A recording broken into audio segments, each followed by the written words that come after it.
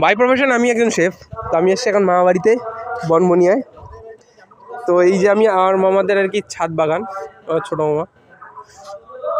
দেখো এটা হলো মৌসম্বি সুইট লাইন, তাই তো মামা?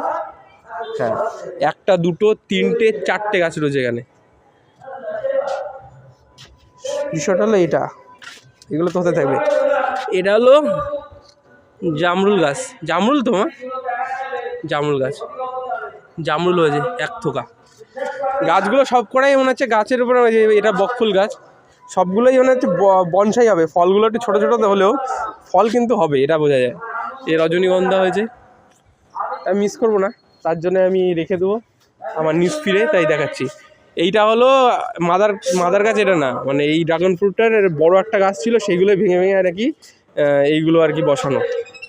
তো এইবার মনে হবে এখানে ফল হবে এখানে। এটা জানি না এটা কী গাছ, এটা কদবেল গাছ, এটা কদবেল গাছ। এটা কদবেল গাছ, এটা কুল, এটা নিশ্চয়ই নর্মাল কুল হবে না, দেশি কুল তো হবে না। এটা পাথরকুচি গাছ। ভালো ছাদ বাগান থাকা উচিত, ভালো লাগে দেখতে।